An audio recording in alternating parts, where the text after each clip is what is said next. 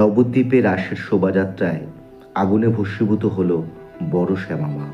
কেঁদে ফেললেন ভক্তরা। রাসের শোভাযাত্রা, চারিদিকে ধুমধাম।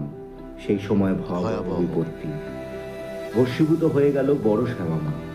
নবদ্বীপের বিখ্যাত রাসযাত্রা, সেই রাসযাত্রা উপলক্ষে শোভাযাত্রা বেরিয়েছিল, আর সেখানেই ঘটে যায় ভয়াবহ বিপত্তি। রাসযাত্রার শোভাযাত্রায় বড় শ্যামামায়ের মূর্তি দাউ দাউ করে পুড়ে গেল আগুনে। সকলের চোখের সামনে পুড়ে গেল মায়ের মূর্তি। এই দৃশ্য দেখে ভেঙে পড়লেন ভক্তরা। একেবারে দাউ দাউ করে জ্বলতে থাকে আগুন। আগুনের লেলিহান শিখা গ্রাস করে গোটা মূর্তিকে। কিছু বুঝে ওঠার আগেই সব শেষ। চোখের সামনে এই দৃশ্য দেখে কান্নায় ভেঙে পড়লেন ভক্তরা।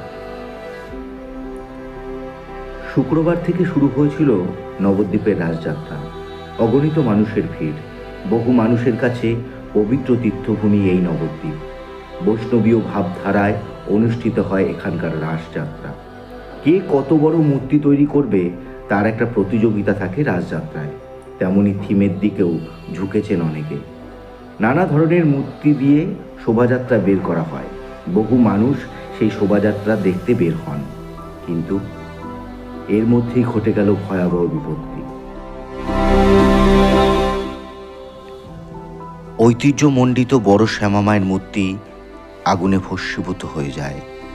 স্থানীয়দের মতে এই ধরনের ঘটনা এর আগে কোনোদিন হয়নি। এইভাবে মূর্তিতে আগুন লেগে যাওয়ার ঘটনার জেরে অনেকেরই মন খারাপ।